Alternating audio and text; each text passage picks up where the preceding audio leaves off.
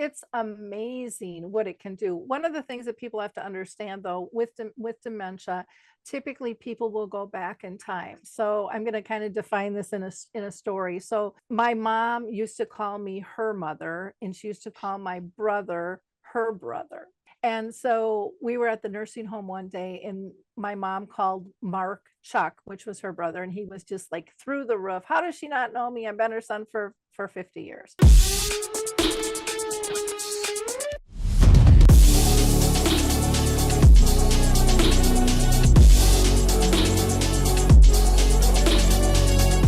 All right, everyone, and welcome back to another episode of Wellness at the Speed of Light. I'm your host, Dr. Stefano Sinacropi, and I could not be more excited to have Lori La Bey on the show today. You heard all about her in the introduction, but here she is in the flesh. The creator of Alzheimer Speaks back in 2009, the Dementia Map Global Resource directory, host of her own podcast, and then co-host of another conscious caregiving podcast, which you heard all about in the introduction, and has been recognized by really big people for what she has contributed in a space that's near and dear to my heart, having had personally relatives and one specific aunt who I was closer to, and seeing her deteriorating and how difficult it was for the family to take care of her, but also for a disease, and we'll say Alzheimer's, but really dementia in general, for a disease which over the last 100 years has exploded in our society because of our lifestyles and all kinds of other things that are going on. And so welcome, Lori, to the show today. I could not be more excited to have you on, because this is a topic that, like we talked about before, unless it affects people directly, they kind of don't want to talk about it. It's out there, but they don't want to talk about it. And then when it happens to them, they don't know what to do. So thanks so much for being on the program today. Well, I'm thrilled to be here. I love talking about this. This is my life's work. I've learned to kind of step into it, and I think this is what I was born to do through my experience with my mom, who lived with dementia for 30 years. It's life changing, and there's good life to be lived, and that message does not get out there near enough.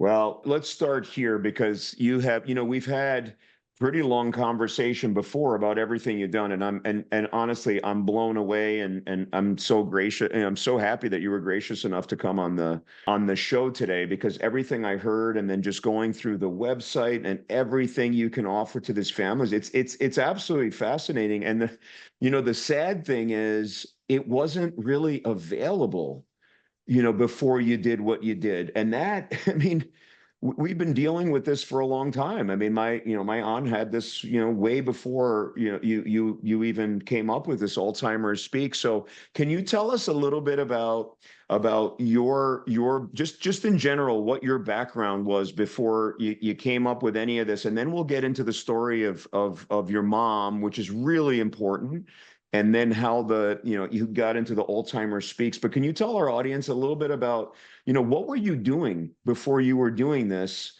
And then what kind of got this on your radar? So I'm going to go way back to when I was a little girl, because I think it's important. I'm 65. So I grew up in an era where women and girls were supposed to take care of the family, take care of the people. And that was, embedded in me very early on. As far as work went, I worked in the group home industry with developmentally disabled for about 10 years. I got burnt out in that. I went into real estate, had no right stepping into that space at all. I had never even been in an open house, let alone owned a home. It was just one of those weird things where I've been one to follow my intuition. And as soon as I stepped into that space, it was like, oh my gosh, no one's taking care of our seniors. Our seniors have a whole different mindset and a whole different set of needs that they have. And everyone's trying to squash them in like the everyday home buyer. So I started a program called Classic Lifestyles, which was to help the seniors, the families, and the professionals work together to make sure we're meeting their needs. And, in the real estate industry, everything was location, location, location. And I'm like, no, you have it all wrong. It's about lifestyle. and Mhm. it's about empowering people. That's the only reason they make their moves. So I was kind of looked at as a unicorn, pretty much all of my life. I've always looked at the world very differently. And then while I was in that space for 25 years, keep in mind, when I first stepped in, there was no memory care at all. It was a nursing home, and assisted livings were just kind of coming online and the market rate. And I started doing a lot of education with those groups. And they were the ones that said, you need to step over here because nobody knows how to deal with dementia. And basically back then we didn't use the word dementia, it was just Alzheimer's. Anything that had memory loss or people who were confused, it was labeled Alzheimer's disease. And they're like, you're not doom and gloom and give me your money. You're about really working with people in the trenches, giving hope and showing them alternatives and connecting them to resources. So of course I thought they were crazy. Like, I'm just a frustrated daughter, guys. That's all I am. I have no medical background. I have nothing that gives me any expertise other than walking the lifestyle. And yet they kept bugging me and bugging me. And finally I said, okay, I'm going to test this out. So I did a blog, and I think it was 2008, 2009. And I was shocked that people around the world resonated with our family story. And that's all it was our family story, because that's really all I had. And so they continued to like push me in that direction, all my colleagues in real estate and senior housing. And one day I decided, okay, I prayed on it a lot, and I said, I slapped down my retirement, my life savings, and I just said, I'm going to make a difference, big or small. I have no idea what it's going to look like. I've always believed in the power of one. I've always believed every single one of us can make a difference, big or small, depending on our choices. And, I framed kind of my mission that I wanted to make sure it was inclusive all around the world, because this isn't a thing that just happens in Minnesota or it just happens in the US. It happens all over the world, and it happens to anybody, rich, poor, it doesn't make any difference. And I wanted to make sure that the person living with dementia was included in the conversation, because back then they weren't. I mean, you would go to the doctor's office and your person with dementia would be sitting there, and they would look at the family, they would address the family, Mhm. but the person Mhm. with dementia wasn't included in the conversation. And then even as a family member, you were heard, but you really weren't listened to. It was like, okay, you can vent, and then adios, here's your appointment, here's the medication, we'll see you in 6 months or a year. But nothing seemed to really, in my mind, stick with most of the doctors. And I wanted to elevate that, because I thought, who knows better than the person who's diagnosed and the Mhm. family that cares for them on what the real issues are. And, no matter how long you talk with somebody, I mean, you're lucky if you get a half an hour, you can't summarize what's really going on. You're not prepared even how to deliver that. You don't know what you don't know. So, from there, I just decided I wanted to also sprout out and use different forms of media. I thought it was asinine that we weren't using audio, we weren't using video, we Mhm. weren't being inclusive.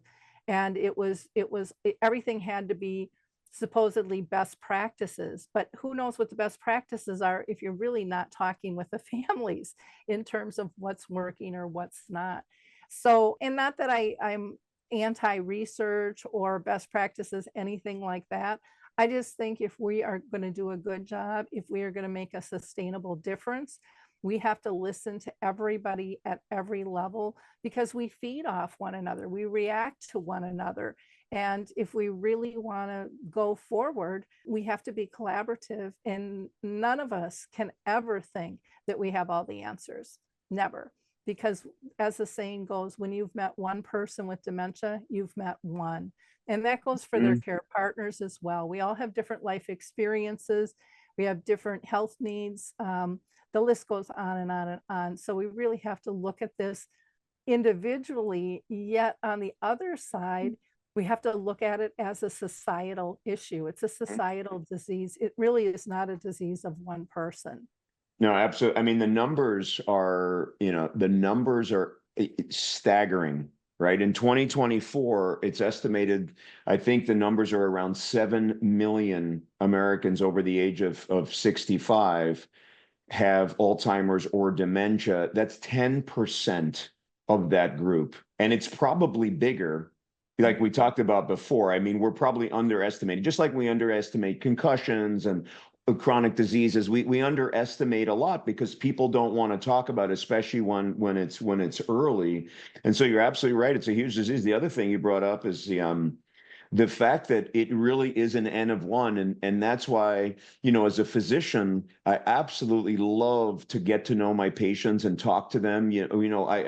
I don't always have time to have long discussions, but some of them I've known for years, and you're absolutely right. They're all completely different. And we need to get to know people because otherwise we can't.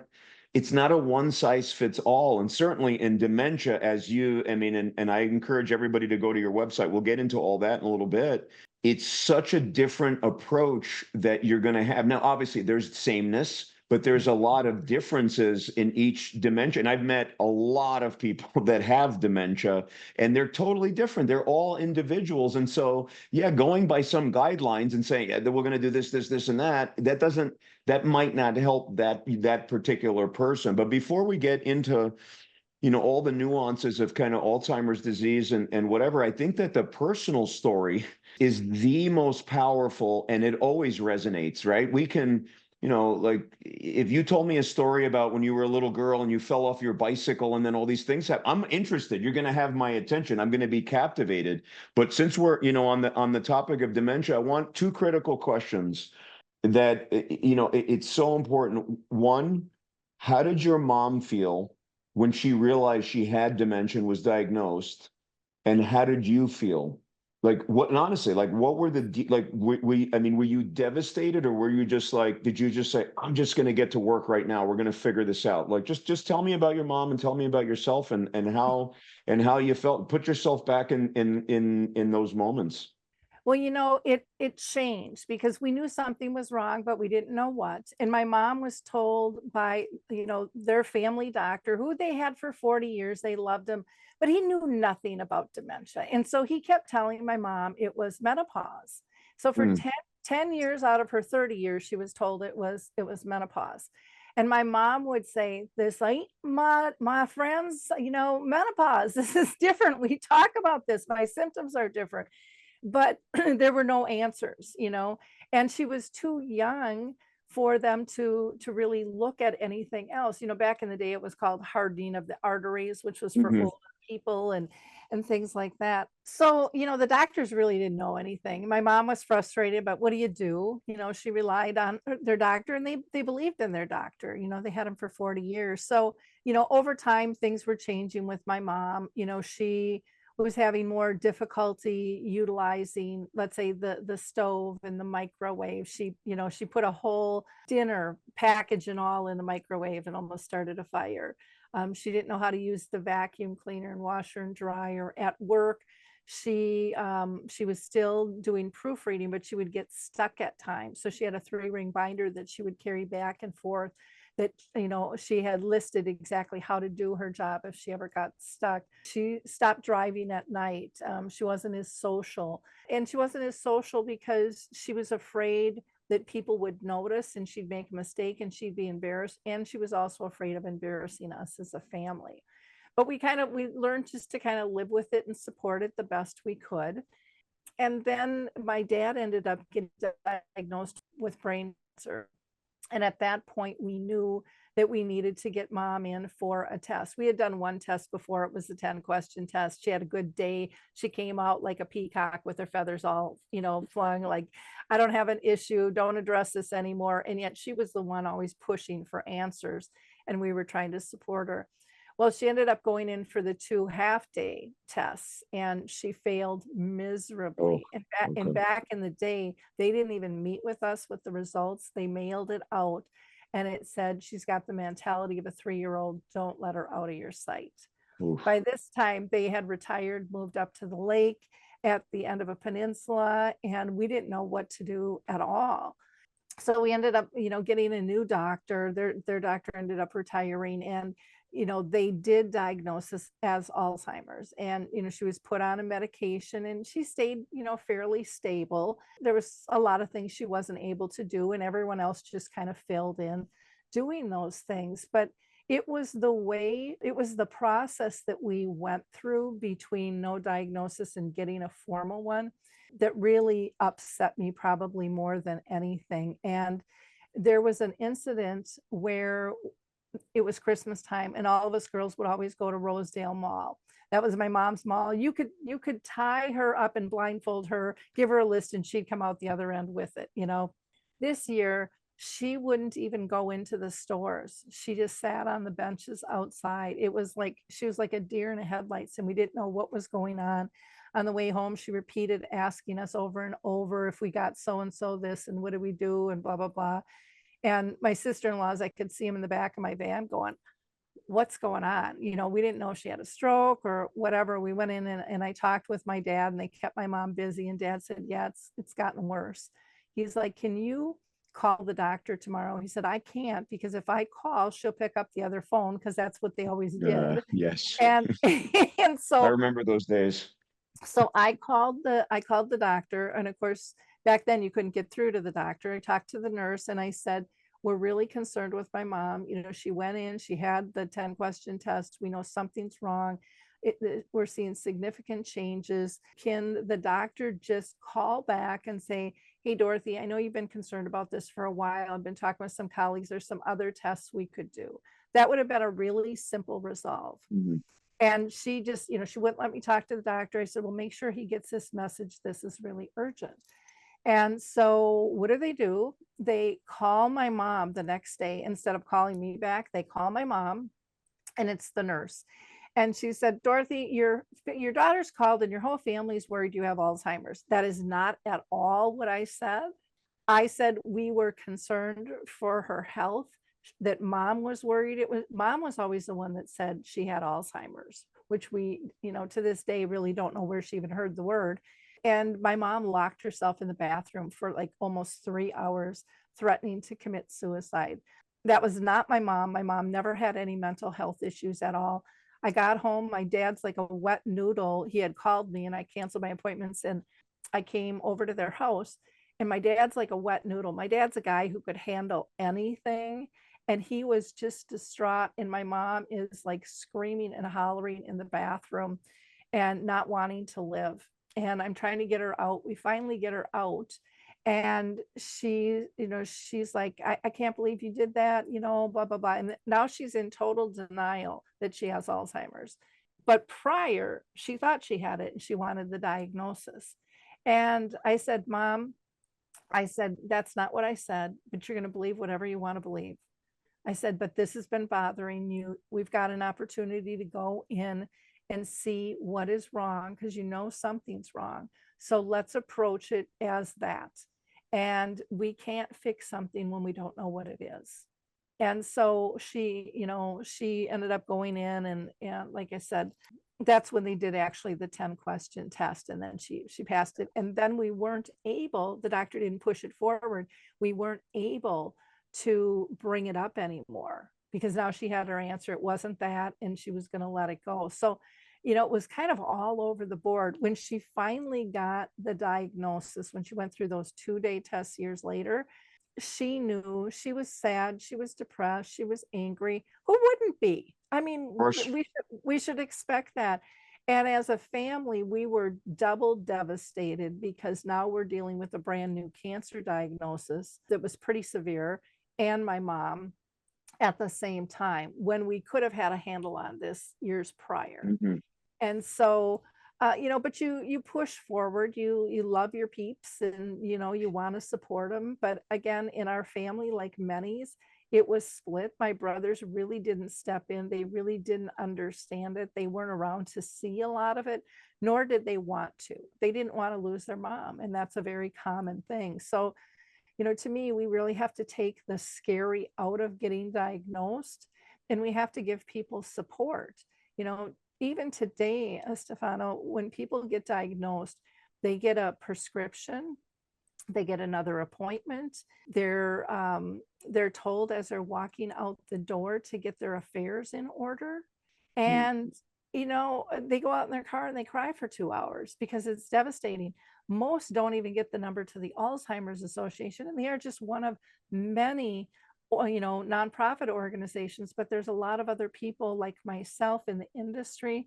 I mean, it's mind-boggling how many support services are out there that nobody knows about. And to me, that's disgraceful. And that's one of the reasons I wanted to step into this space, was to try to make a difference there. I mean, thank you for, for sharing that. And it's absolutely true. It's everything that's studied in medicine, including dealing with heart disease, dealing with cancer, dealing with all these other things. It's clear people think they're kind of soft sciences, but they're just as important as anything else, soft skills. They're actually superpowers, and that is the ability for both the people that are afflicted and for the caregivers to deal with that particular condition, with having social support networks, resources, all these other things around them. Obviously, Alzheimer's, you can slow things down, but ultimately it's an irreversible, type of diagnosis, as are most of the dementias. But so it's not like cardiac disease, where we know that if you have a heart attack and you're recovering, if you have support around you and support services, those people do better. That's just science. And so there's no difference with people that have to deal with something. And I know your mom dealt with it for decades, eventually having those support services. And it's very sad when you bring up people going in their cars and crying, that it's devastating. It's devastating. And then not even to be told, hey, you should have this, there's these services, you can go to and that's where really you stepped in. And what you've done, I mean, the fact that, you've been recognized by Oprah and Maria Shriver and all these other people is a testament, because people know how, I mean, it's so important what you're doing. So why don't we, let's talk about what Alzheimer's Speaks does. You could talk a little bit about how you founded it, but really what it does and how it helps people to cope with this devastating diagnosis. Well, the first thing I think it does is to take the fear out of the diagnosis. I mean, and guys, it's scary. Mhm. You're going to have it you're going to go through that grief process. That is totally normal. But don't just hand your life and your relationships over to any disease. And we have been told over the years, I mean, we have been groomed to think we are not capable of making a difference in this disease. We have to donate money and a cure is the only answer. And that is so far from true. It's not even funny. Mhm. So we have to take, we're really good at making people feel different and categorizing them in many ways. And Alzheimer's and dementia is one category. But we are much more alike as people than not. And so we have to go back to the core of understanding that we all live better lives when we feel accepted, when we're part of a community, when we feel purposeful. And that never, ever goes away. It's when people are excluded that things go really haywire. And we're seeing that in society all the time, multiple times a day, where that is elevated. And so we can really bring comfort by being inclusive. And the way to do that, first of all, my goal was to make a comfortable environment where people could have a conversation. We didn't really have that. We weren't talking to families. We weren't talking with people diagnosed.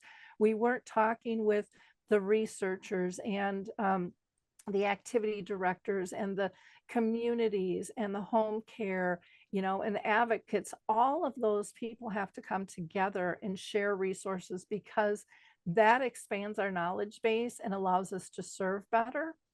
And it lifts everybody up. So I wanted a place where we weren't afraid of our competition. We were thrilled to know about them, because none of us, again, can serve everyone. And so having that comfortable base, I thought, was critical. So I started out with the radio show, because again, I wanted to use multimedia. And, I was told that was the first of its kind in the world that was dedicated to dementia and to caregiving. And I didn't really care for the most part what people brought, as long as it was, I've got people, that it was ethical. But I also wanted to realize that every family, we have different cultures, we have different beliefs in terms of how we want to be cared for. And that needs to be incorporated in any care plan, as far as I'm concerned. Because again, that gets down to being inclusive, that gets down to being understood and valued as an individual. And so that was really important. And then, we have one whole section that is just free educational resources. So people can access the radio show, they can access dementia chats, which are conversations that I facilitate with people living with dementia. And people are shocked. What do you mean you interview people with dementia? Because people think they're all in a wheelchair with their head hanging down, drooling, and they can't communicate. And many of these people have been living 10 and 20 years, and they're still on Zoom like we are today. And they are facilitating groups, and they are pushing movements forward. And I think, like my mom, I'm a firm believer my mom lived 30 years with this disease because she felt supported, because she felt heard, she felt included. And, without that, people kind of shrivel up and say, I don't need to be on this planet anymore. And I don't think that goes away. So they pick the conversations on dementia chat. So they talk about all kinds of stuff from, how like daylight savings and full moons throw them off. They talk about new construction and construction in the house and how that can really affect them. They talk about their relationships. They talk about how they adapt to change when they're no longer able to do something, and how they tweak it so they still can. They're not doing it the way they used to. Like one woman, Lori Shriver, who has a website called Dementia Days, she actually hangs her clothes up on the hanger the way she will put them on. So her underwear and her bra are first out. So she makes sure she puts her clothes on in the right order. That's a really simple thing to do, gives her control. Harry Urban talks about, I used to like to relax and unwind before dementia. I still do. Don't just keep me busy because it makes you feel like you're doing something for me. Sit down and enjoy the sunshine, feel the breeze on your face, and let the sun soak in and hear the birds tweet with me. Don't take that away because you don't know what to do. Ask me what brings me comfort, and then let's duplicate that for both of us.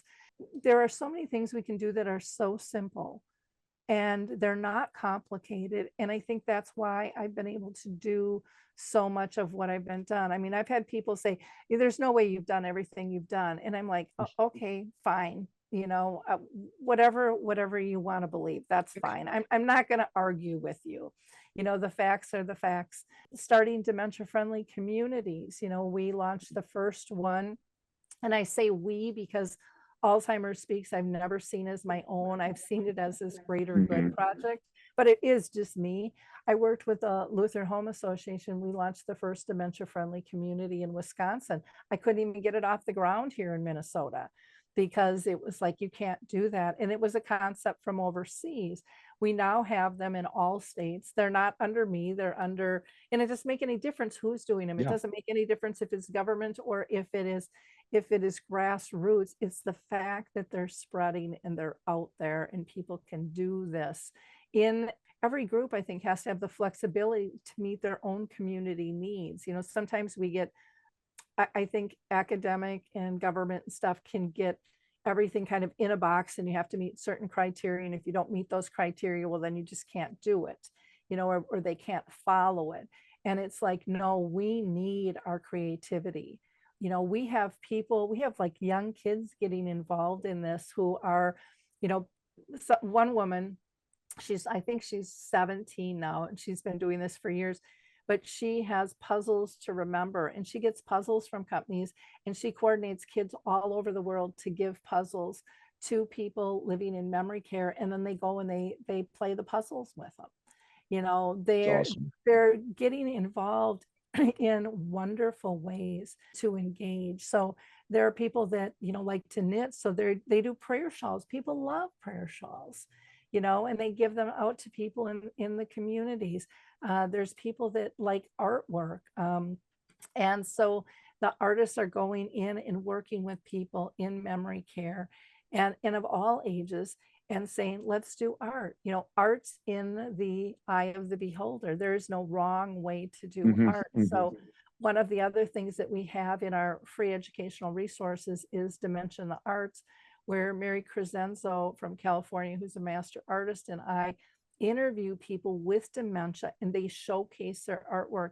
And some of these guys should be commissioned. I mean, just fabulous. And people go, well, my parent or my spouse or my friend, never did art. Who cares if they never did it? But we've been trained to think they're not capable of learning something new. That has been shoved down our throats for years. And yet that part of the brain, where arts lives is one of the last things to go. Music stays really strong. So there's so much on the site to be able to pull, and I wanted it all to be for free because I know families don't have the funds to do that. People can submit their poems to us and we post them, because some people might not be ready to go to a support group, but they can read a poem and they can visualize, they can feel, they can laugh, they can cry in private until they're ready to maybe go to a support group. Memory cafes, we brought over the first one to the US, again, a European concept that allowed the person with dementia and the care partner to go to a group together. What I was told here initially was, you can't do that. They can't be together.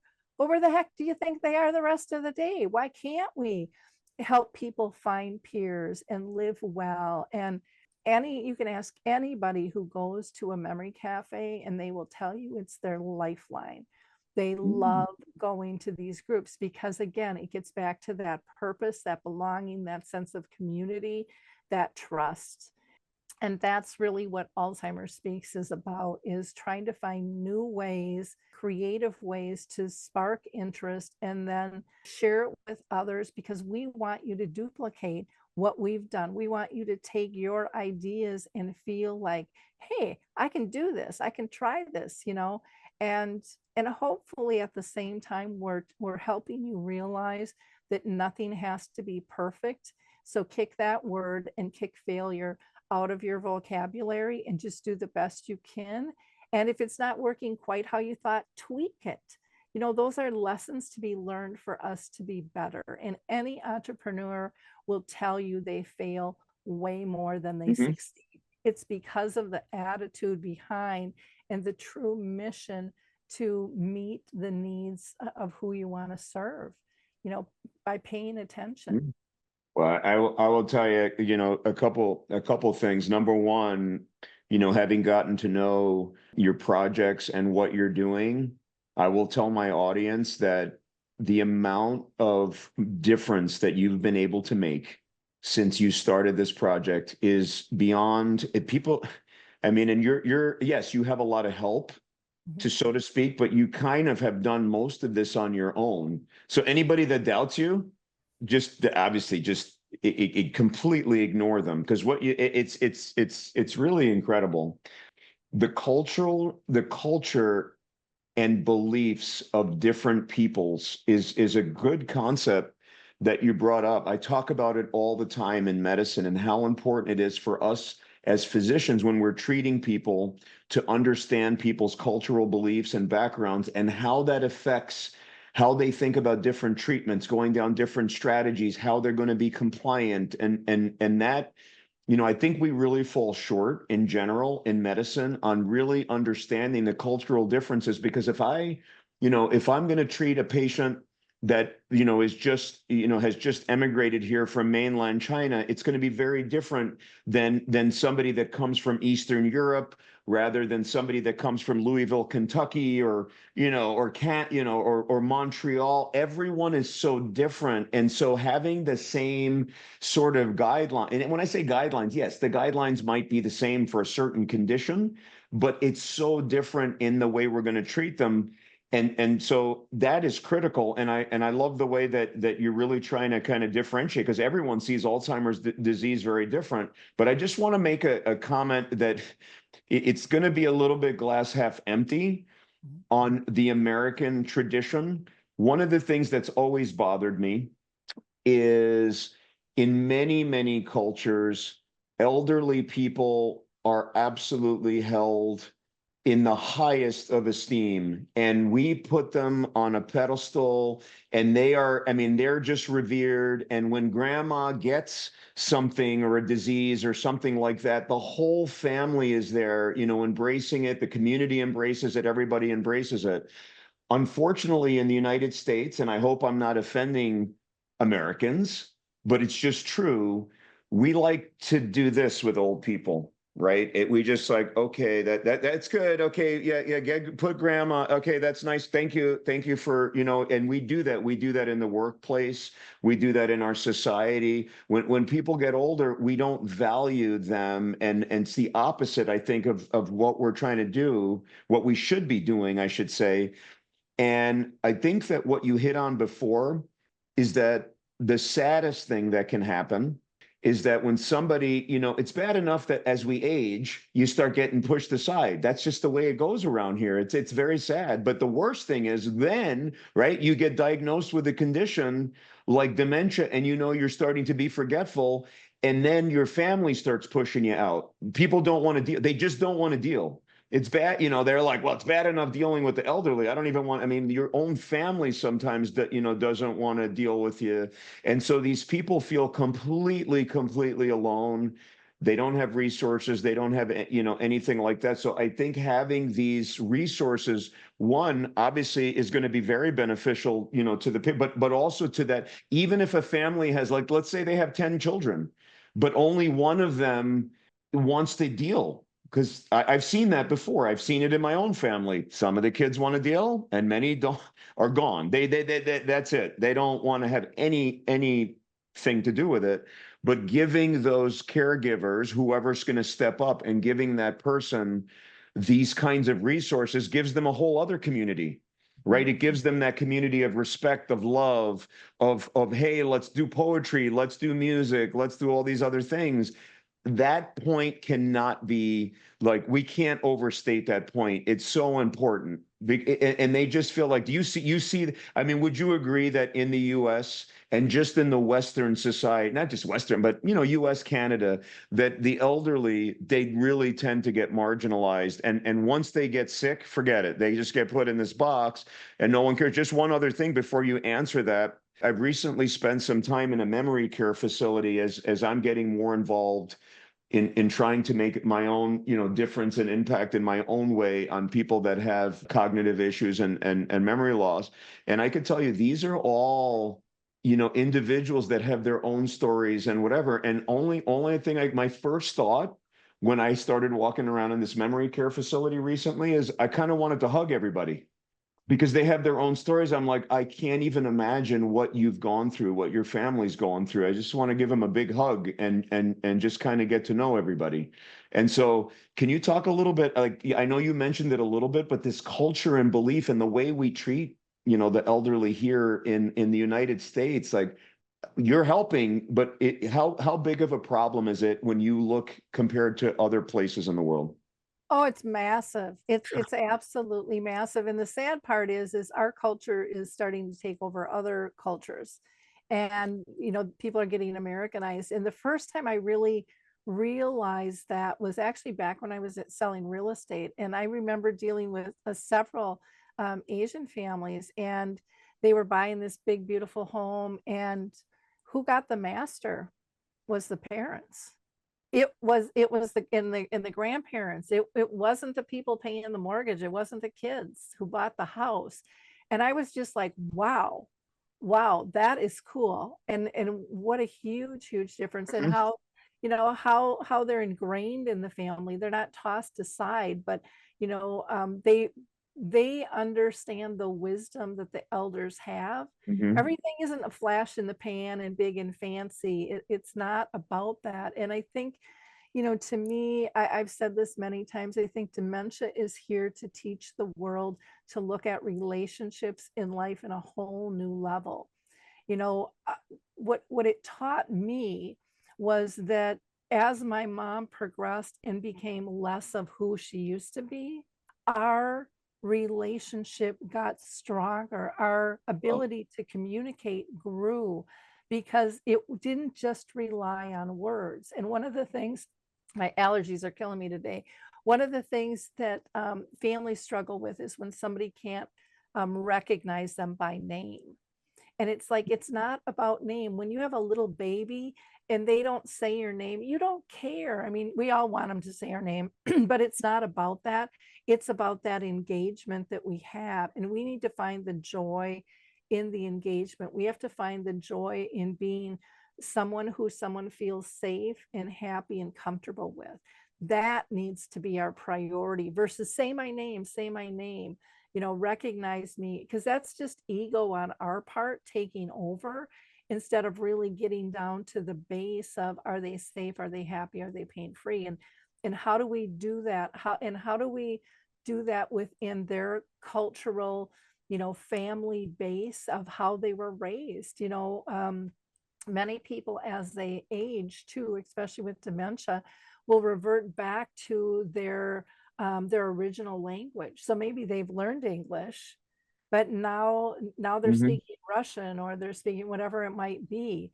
We have to understand that and appreciate that. mhm. We have to understand and look deeper at the multisensory communication. I'll never forget when my mom was in a nursing home for many years, and there was a just this cutest little Asian woman, but she had the staff just they were just crazy because every dinner they would set the tables and this little woman would unset. She would grab the silverware and the napkins and she would take them off all the tables, and it would just frustrate the crap out of the staff. I mean, that's the only way to say it. So one day I was there with my mom and I went up to the staff and I said, "Can I just take her for a walk?" Because they were starting to get like this, and it was getting into almost a screaming match. They tried really gently to like, "Don't do that, don't do that." And I took her for a walk and we couldn't communicate because she didn't speak English. And we just held hands and we walked around and we talked. And what I was able to get out of her was a few words, and the words were her family, and I'm not saying exactly, but bottom line, her family owned a restaurant and she used to roll the silverware. And that's all she wanted to do. She wanted to take the napkins and she wanted to roll the silverware in the napkins because that was a job and that was purposeful for her. And once the staff understood that, that was a whole different scenario, but they were looking at it like many people that, she's just being disruptive, and that she was trying to be helpful. So knowing those differences, really understanding somebody's history, what is meaningful to them, makes all the difference in the world. No, yeah, I mean, that's a great story. And we see it. They have these little, things that they do, and everyone's different because you revert back to what you know. And Mhm. that's why it's always interesting.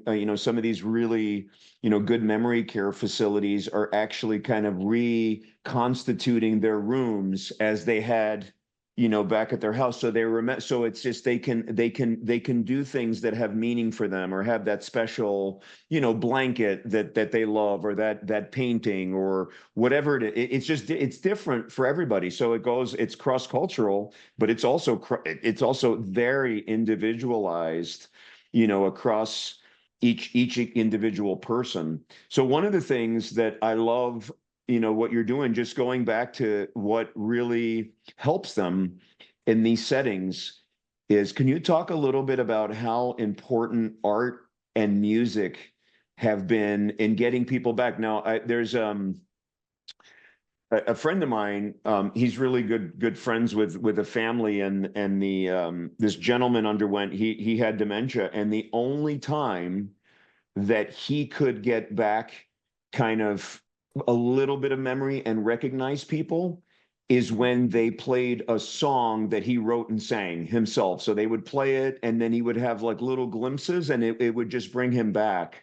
Art and music, can you talk about how it's being used to really comfort them, but also kind of bring them back to things that they know and just help them? And sometimes, a lot of times it's just temporary, right? They just have little flashes in the pan, but those little moments are so special to both them and to the caregivers because they can just connect through those moments. Oh, it's amazing what it can do. One of the things that people have to understand, though, with dementia, typically people will go back in time. So I'm going to kind of define this in a story. So my mom used to call me her mother, and she used to call my brother her brother. And so we were at the nursing home one day, and my mom called Mark Chuck, which was her brother, and he was just like through the roof. How does she not know me? I've been her son for 50 years. And she called me her mom. And my mom was sitting with a bunch of friends, and there was one woman who just didn't fit in the clique, and she sat outside, and she would yell every single time, Dorothy, that's not your mother, that's your daughter. And then my mom's group would all laugh, and my mom would look at her and go, oh, I have Alzheimer's disease. And then they would cackle, and this one woman sitting by herself would get so mad. And Mark's like, I just don't get it.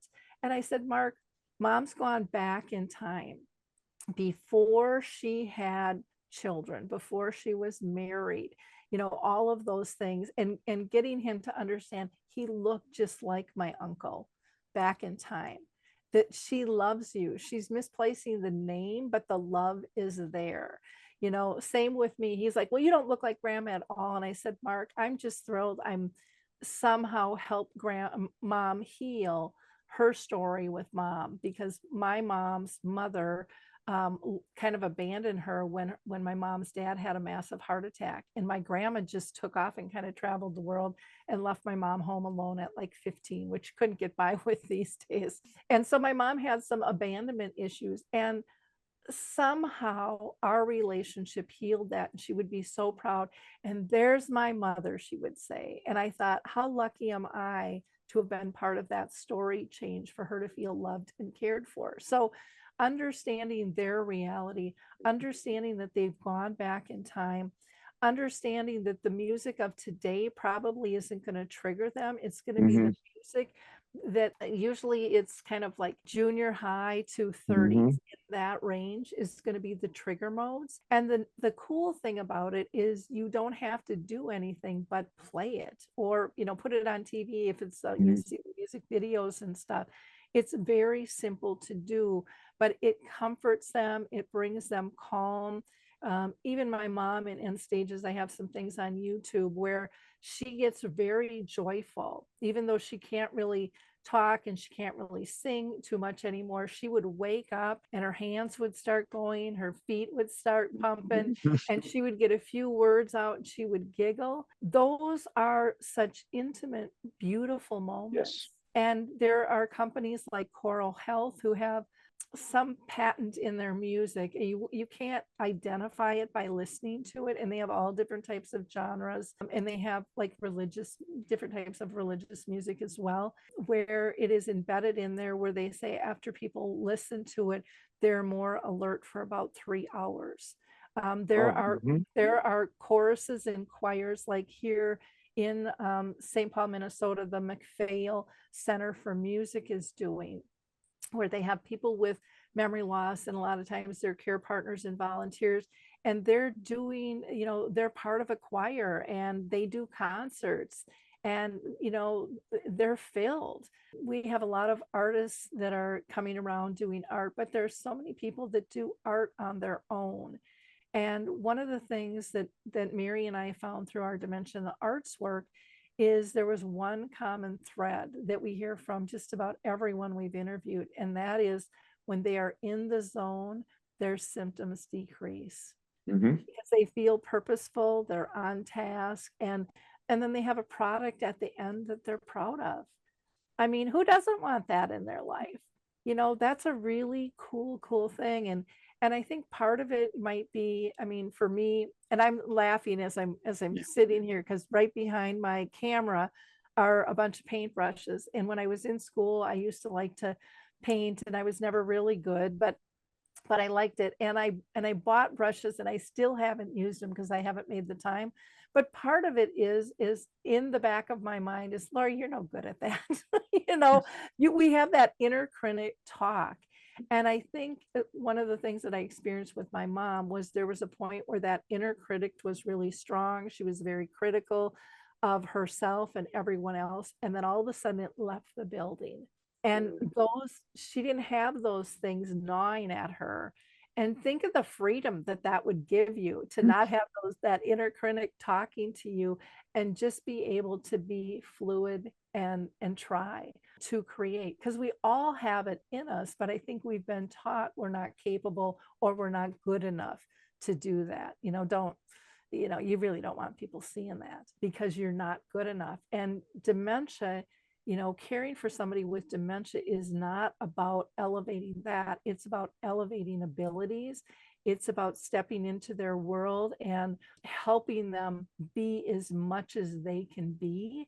And when you do that, you learn so much from them. I mean, dementia has changed my life dramatically and will be the biggest gift I've ever received in my world. Though I wouldn't wish it anybody to have to live through it. There are beautiful, wonderful, gracious lessons that we can learn to live all of life better, that just aren't dementia specific, about really being in that moment. And I think one of the other things that people don't realize, and I didn't myself, I have this thing called Tears, Fears, and Joy. And I ask people, what would you like in your life? Well, everyone picks joy.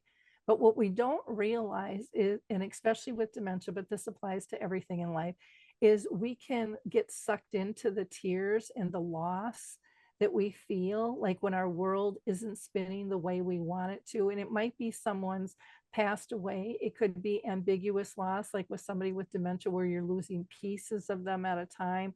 It might be because you didn't get a promotion or somebody broke up with you or whatever. And you can kind of spin down the drain and feel real sorry for yourself. Or you can reframe that and say, how lucky am I to have had this in my life, and appreciate that, nothing's forever, but that I had this in my life and this is precious, and how grateful am I for that. So that can kind of pull you up. And then others of us, like myself, can be type A personality, where you want to figure out everything, you want to have a plan, and so you're going to avoid any of those pitfalls. Well, when you're in that planning mode and you're avoiding everything, you're actually kind of bringing to life all of the possibilities of what could go wrong, which, some people believe can make that happen more frequently, even though you're planning against them. But it takes you out of both that fear of the future and trying to control it, and the grief and the tears of what you've lost, take you out of living in the moment.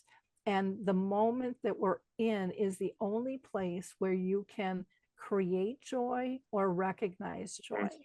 And so joy never leaves us. It just changes, it twists, it turns. And my mom, for example, her appearance changed a lot. And so one of her friends thought I wasn't caring for my mom real well. And I ended up telling her in a short story that this is what joy looks like. This is pure joy. I hear my mom giggle, even though her hair's not done and she doesn't have makeup on. And, I can go on about how she changed. This is beautiful. This like touched my heart more than anything.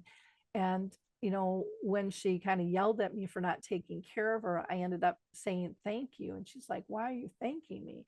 And I said, because I didn't know until this moment that you don't see what I see. But she hadn't had the experience I had had, and so we need to be able to talk about those things, not be embarrassed, not try to prop people up so that they look pretty and showcase things, but really who they are, and to allow them these new experiences through music, through art.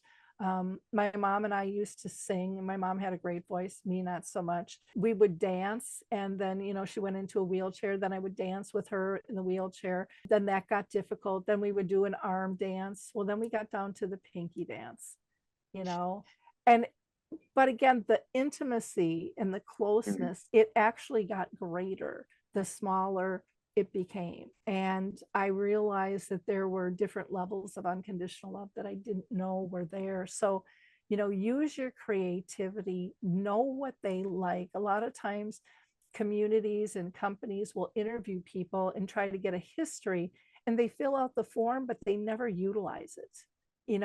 We can utilize those things for reminiscing.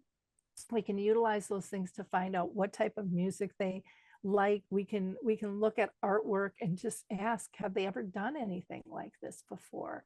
Using open-ended questions and giving examples and giving people opportunity to spread their wings and be the best possible person they can be, even if they have lost, some of their abilities, they've gained others. I truly believe with dementia, like many other things, for example, someone who is blind or someone who has lost their hearing typically will say their other senses become more alive, more Mm-hmm. astute. I think the same thing happens with somebody with dementia. And I learned that by, talking with some of the members. Like, one of the mistakes we make is we talk to people, but we don't look at them because we're busy. Come on, grab your coat, let's go. And they need to see our facial expressions. They can still read all of our body language. And yet we have been told that they can't, but they are relying on all that. So if you're older like me, and if you remember the TV show The Stepford Wives, where everyone was always Yeah. happy, everyone had a smile on their face, they can tell when you're faking it, and they can feel basically the vibration of your energy, that you're nervous, that you're anxious, that you're upset, that you really want to leave, you've got other things you need to do. And that anxiousness, they will mirror back at us.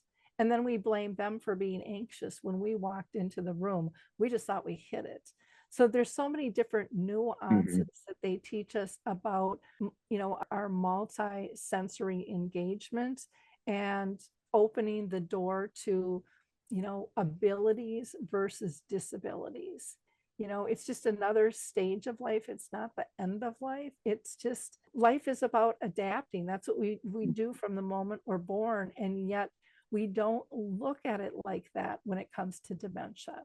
We look at it as a chore and a burden and not being okay. And yet that is what all of life is. It's about constant adaptation. So, why can't we take that attitude and address the disease in that fashion? Address the person, I should say, in that fashion. 100%. One of the things that you bring it up so well, when we become sick in whatever, people get a diagnosis, you have this cancer, you're going to have to, do all these treatments, or even worse, this is fatal or whatever. Or you're now diagnosed with Alzheimer's, or you have this, or something changes dramatically. It's so crazy how all the things that burden us, all these things that we need to do, things that bother us, things that upset us, political issue, all these things, all of a sudden gone in like that, gone. No. And you said it well. I mean, it is beautiful to get rid of those things, because in and of itself, we burden ourselves and are tortured by so much that isn't in the present moment.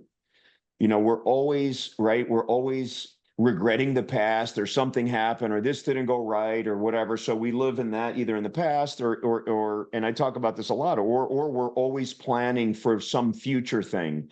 And all of a sudden you're forced to live in the present moment. And some people really see the beauty of life. I mean, how many people that have been diagnosed with a terminal cancer, they say that for the first time they notice how blue the sky is and how beautiful the trees are. Oh my God, I had this bird that's been visiting my house they didn't even notice that before, because we're so trapped in these other things. One of my favorite authors is Eckhart Tolle, The Power of Now and Living in the Present Moment. And I actually post about this on my socials and talk about it all the time. And obviously we all struggle with it. I certainly struggle with it. I have about 18 million things going on simultaneously, but I do try to bring myself through meditation and breath work and all this other stuff into the present moment, because that's all we have. Everything else is a fabrication of our minds.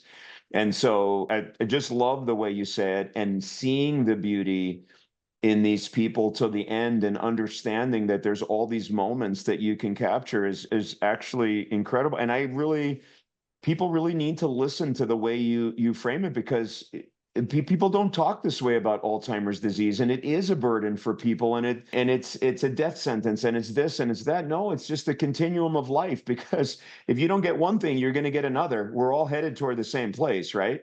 At least from a human standpoint. We could all argue from a spiritual, religious, that stuff, but right, there's no way to avoid what's coming, and just enjoying the beauty from the time you're woke, you're birthed into this world where you just open your eyes. You have no idea what's going on, and guess what? We go out like that too. We do a lot of times. We don't know what's going on. It is what it is. It's just a continuum of life. So understanding all those beautiful moments. The way you said it, it was really moving. I just wanted to ask you, before I ask you a little bit, because I'm living on the other side of it, is like, how do, like, lifestyle choices and other things, how do we help people that have Alzheimer's to slow things down? What are some of the other things we can do? What does science show about decreasing inflammation and things like that? We're not going to talk about that a lot, because this is more about supporting people that actually have it. But one of the questions that I have for you is, what's your advice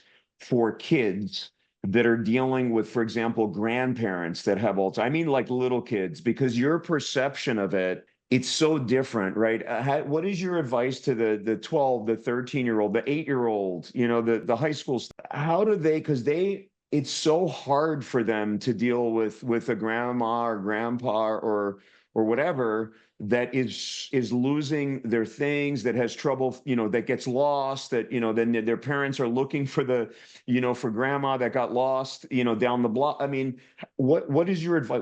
Do you have research? I know you've done a children's book and you've done some other stuff. What's your advice to them? Well, first, the advice has to go to the parents, and that is include your kids in on this. We've always protected the kids. Oh, they don't need to be part of this. We don't need to burden them. They want to help.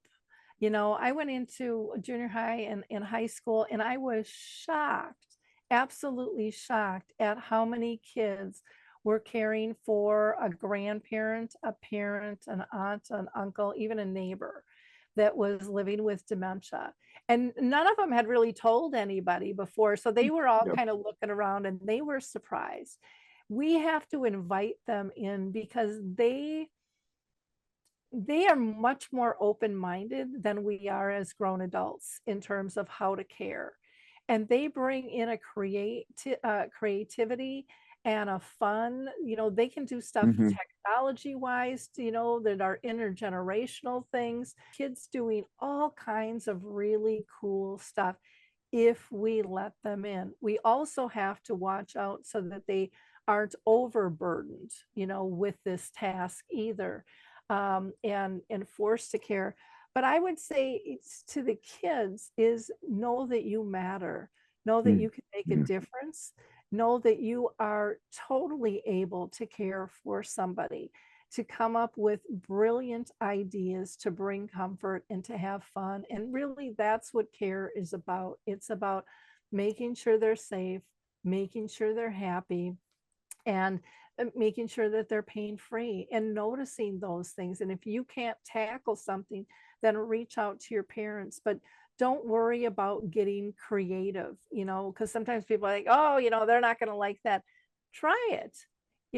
Grandparents are very interested in their kids. They will listen to music that they don't like because there's an interaction, and they know their parents didn't like their music either.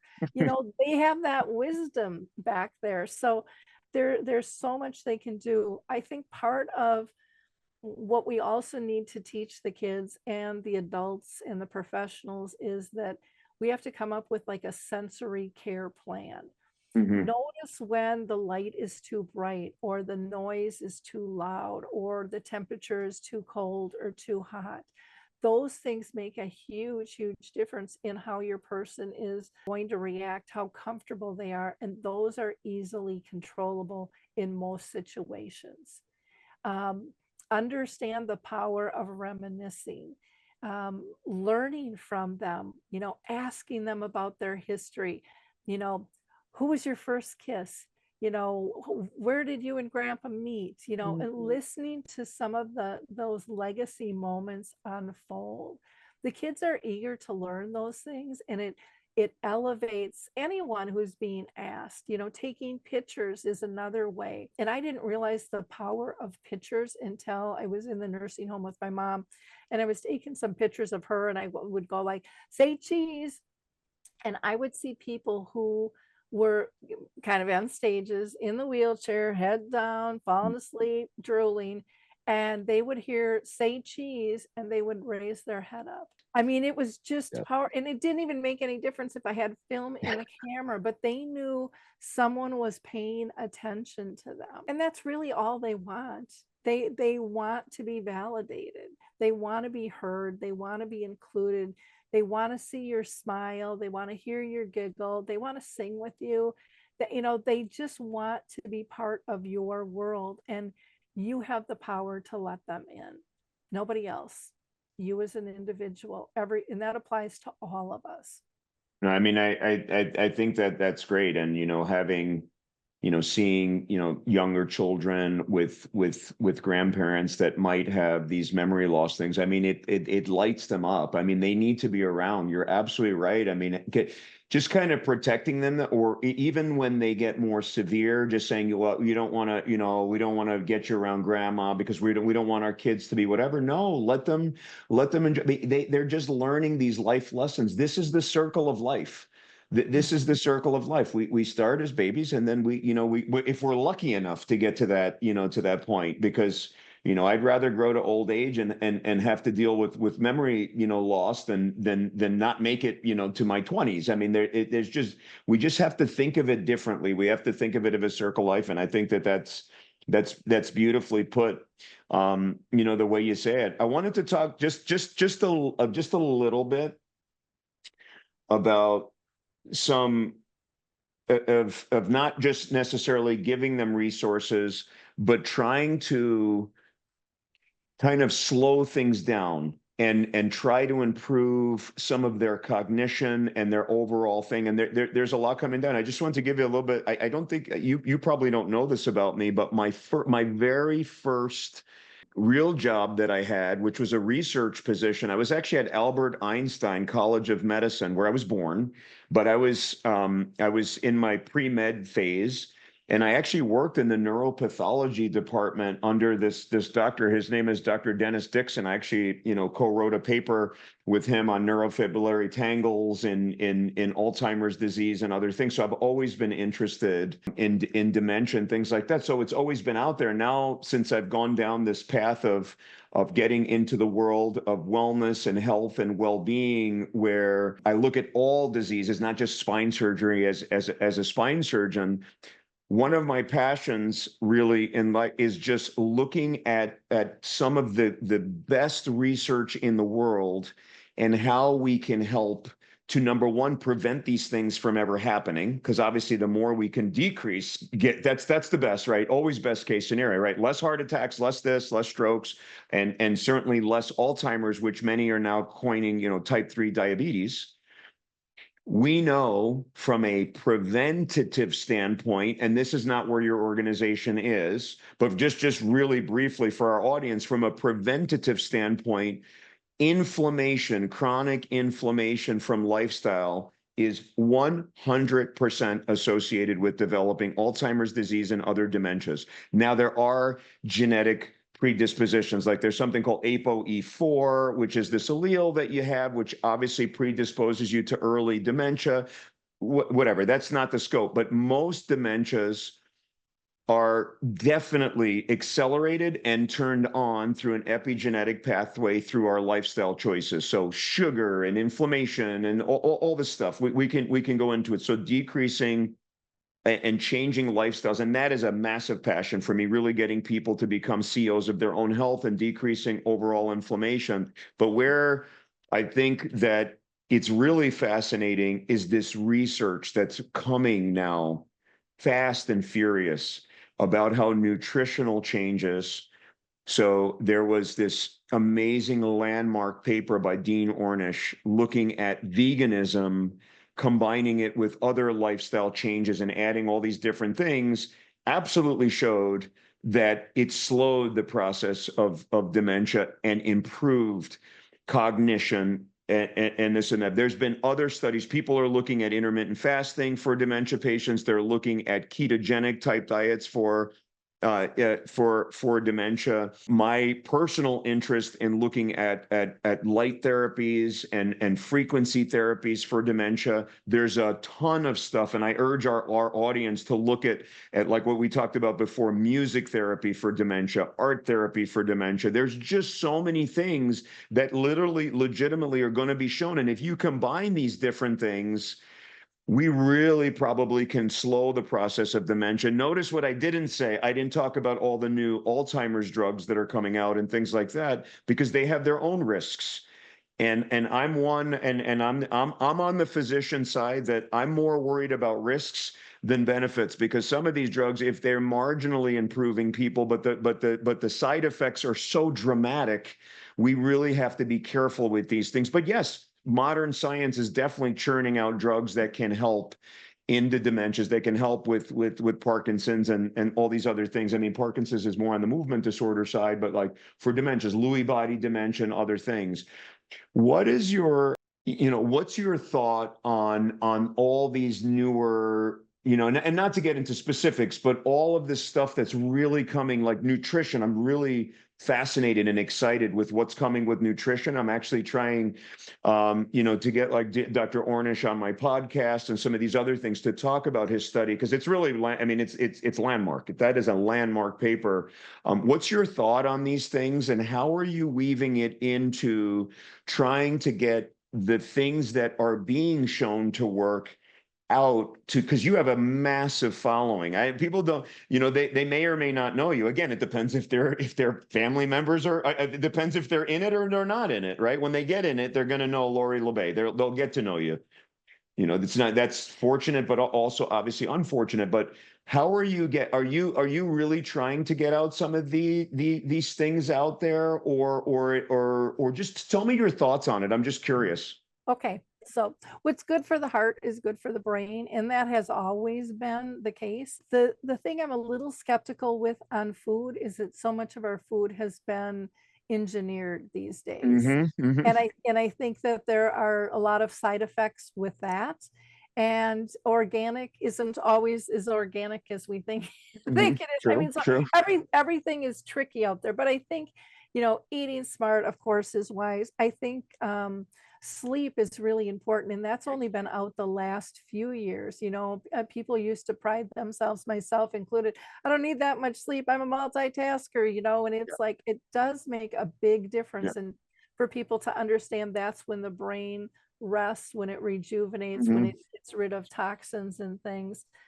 Exercise has always been important, Yes, yet people can see, that people who do triathlons and all kinds of stuff can end up still, yes, with true. dementia. So you can eat well, you can sleep well, you can exercise. That doesn't necessarily mean you're not going to get this disease. There's no magic method yet that we've found with that. For me, I like to talk about lifestyle as a whole, but what I personally push the most, because I don't think people hear it enough. I think people hear about the exercise and the food and the sleep from other avenues. I'm really big into social engagement. I mean, I 100%. truly believe that's why my mom lived 30 years with this disease. I believe that's why many of the people on my dementia chats have lived as long as they have. They say they've never felt so purposeful until Yes. dementia hit. I think it gets into feeling accepted, feeling purposeful. That motivates all of us. When depression hits us, it's been Hmm. my understanding that's when a lot of other things can come into play in terms of our health. So I think having a healthy mindset, Hmm. and I do talk a lot about breath work and meditation, Hmm. because I do believe in that. One of the easy breath works that I do is I take 11 big inhales, and on that inhale, I used to say, this is what I need, you know, and now I say, this is what I want resolved, Mm. this is what I need help with. And I ask my greater power for that, whoever you believe in. And then on my exhale, I ask for all the toxins in my mind, body, and soul to leave my Love it. system. And that can calm me down. Like if I get hit with something and I'm really anxious, if I just do 11 deep breaths and do that, it changes everything in terms of my approach, my attitude instantaneously. It's kind of shocking. But to me, it goes back to my mom saying, don't react, count to 10, back in the day, center yourself is really what she was saying. And we use different terms with that now. But I think it's a matter of, educating people on all things. But again, I don't I don't enter this arena from a research model. I will have people on the show to talk about their different Yes. research things, because that's not my forte and I don't want to Mhm. pretend that it is. So everything that I kind of talk about is really heartfelt, life experience felt. And some people don't value that. They're like, well, it needs to be research based. It has to be proof. And I'm like, you know what? You're never going to get the proof if it doesn't really happen in the first place. You know, so Bingo. yeah. So Bingo. it's how do those studies, come into play? The other thing I wanted to mention, you mentioned the gene, the E4. Mhm. I find that really interesting too, because I talk with so many families that have a significant history in their family, and they've never taken, the gene test to know that, and it may Mm. or may not exist. But most likely, in my mind, it may not be the gene, but it's the lifestyle they were taught and that they lived. 100%. And so, again, the dietary, the exercise, the social engagement, do they smoke? Do they drink? Do they do drugs? All of those things are going to come into play. And I'm not seeing anybody really studying lifestyle base for families. And I think that should be a massive research project, because I think that would really open up some doors, and it would gather information on family history. Right now, it's very, very limited in Mhm. terms of, have we even been asking that question? And like I said, I can tell you just from my support groups, people go, they'll name off 4 to 12 people at a crack in their family that have all had dementia, but nobody knows it. I would say, I think, thank you. And again, I ask you that. That's why I said I don't want to get into all the science and the research. That's, it's stuff I'm fascinated with. But the first thing I want to say is thank you. Again, like the stuff you're talking about, the social interaction, we are social creatures. It has been shown in so many diseases that social interaction helps people to recover. It'll help you to, literally, it helps you recover from surgery. It's clear. This is crystal clear. It's science. And so people that blow that stuff off. So I think what you're doing is so, valuable. And I can tell you that my aunt I saw go through this, and it was really devastating. They didn't know what to do, right? They had a caregiver internally that tried to deal with her, but they didn't have all these resources, and they would have so appreciated all this stuff. She wasn't, submitting poetry early on and doing all these amazing things that would have given her a lot more purpose and value in her life. The family is just like, oh, I don't know what to do with her. She's getting worse. Now she's getting angry and upset and having all these outbursts. And frankly, people really didn't want to deal. And it's just such a sad thing. And I was young, and just remembering that, it's sad. I don't know how else to say it, but it pains me. So, when I learned about what you're doing and how you're helping communities and families and things like that, I couldn't be more excited about this stuff. And as a physician, it is part of our responsibility to help our patients get into networks like yours, because really help. I can't help right? That's, first of all, it's not my area, but obviously I see a lot of people that have dementia. They also have spine problems, right? And they come to my office. I don't have the capacity to sit down with every individual family and help them with resources and things like that. All I have to do is say, hey, go see my friend Lori La Bey's, sites and what she's doing. And I potentially made the biggest possible difference I could ever make in terms of what my referral is to them. So that was one thing. I just want to say how important these things are. And for those that are just fascinated with, well, there's not a randomized controlled study that shows that Alzheimer's Speaks is going to help you to.